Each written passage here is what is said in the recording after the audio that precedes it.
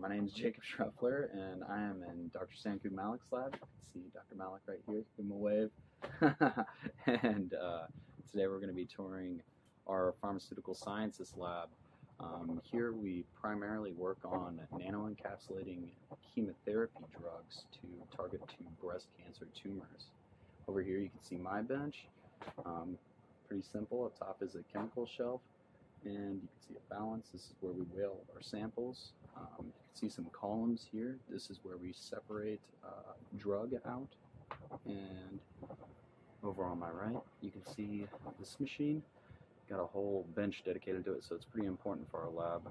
This is called the High Performance Liquid Chromatography, or HPLC machine.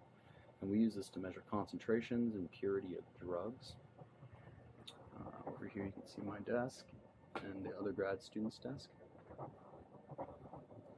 Here we have the freezers and fridges. This is where we keep all of our important samples that need to be at a freezing temperature, or we need to store for a long period of time.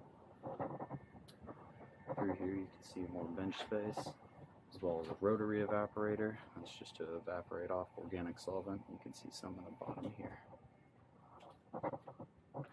Over here, you can see our microscopes. We use this to view all of our samples, especially cells. And speaking of cells, we have some in this incubator right here. One interesting thing that we have going right now is that we are incubating patient-derived cancer cells. This is through a collaboration with the oncologic surgeon at Sanford Hospital, and we get patient tumors from him with the permission of these women, breast cancer tumors, and we put them in a mouse that does not have an immune system, so that the tumor can grow a little bit more and we can get more of a sample. Then what we do is we culture these cells. We cut the tumor out and we culture these cells in a culture dish and culture media, so we can have cells that are more genetically similar to the actual patients. Then we can test our drugs on them and our drug delivery devices. Here you can see this is a biosafety cabinet. This is really a sterile hood that we do all of our cell culture in. Very important for any lab that does work with human samples, because you want to be protected from the sample and you want the sample protected from you, so it doesn't get contaminated with bacteria or anything like that. So everything you see in there is sterile and has to remain that way. Over here you can see our chemical safety cabinet. The difference between these cabinets over here and this cabinet that you saw over here is that this cabinet is for biological samples only, and this cabinet is for chemical samples only. So whenever you're dealing with harsh chemical that maybe you don't want to inhale or you don't want exposure to, you have to open up that chemical and shut it in here. Here's some more bench space, and this is my laminate tree. And over here you can see one of our fridges with all of our media in there. All of this red stuff is cell culture media.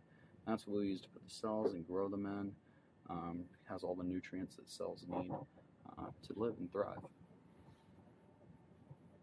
Last but not least, over here in this chemical safety hood, we have a peptide synthesizer. This is an especially important tool in our lab. It allows us to basically make pieces of a protein, and what we do is we attach those to our drug delivery devices, and then that allows the drug delivery device to kind of act like Velcro to a solid tumor and stick on, so it can deliver more drug to that tumor. And I'm sure there'll be a video in the future of that.